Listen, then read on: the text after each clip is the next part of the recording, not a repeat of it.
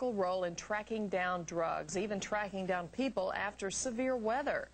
KOLR 10's Chris Grogan spoke with canine teams from across the country today. And Chris, I would imagine there is a whole lot of training involved with these dogs. Yeah, in fact, we witnessed some of that training today, and it's critical to make sure the dogs know what they're looking for. Now, that's true not only for when looking for drugs, but as we all saw after recent hurricanes and even bad tornadoes. It takes an average of 3 to 4 months to train these canine dogs, but when they're ready to go, it takes the command of their trainer to stop them from getting at their target.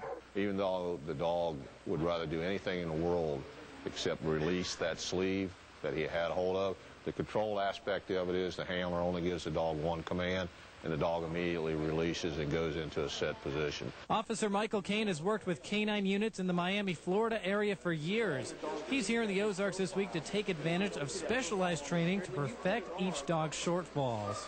Somebody else might have a different philosophy of training. Usually it takes a lot of time and a lot of energy and a lot of work to train the dogs and get them trained correctly.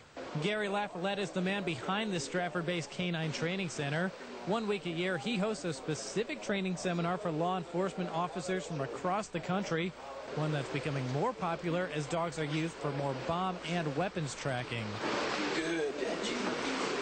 We started with him from 10 weeks old, started from scratch, and then 3 years later, that's the end result, and it's very satisfying. Jeff Turner is an officer from Ohio. He's here working with Gunner to perfect his narcotic sniffing ability. The dog is trained to search for drugs by identifying the narcotics as the smell of a treat he would normally receive, and this time it works. Turner believes the power of these dogs' sense of smell will only grow more popular, not only in fighting crime, but also in keeping healthy. They're going as far as cancer detection, termite detection. The capabilities of dogs are getting much more broad, so that's allowing them to serve more purposes. And trainers tell me while the dogs can be pricey to buy and train, about $12,000 in fact for each canine dog, they say that the dogs really are cost effective. They say the dogs can typically cover the ground of about 5 patrol officers enjoy.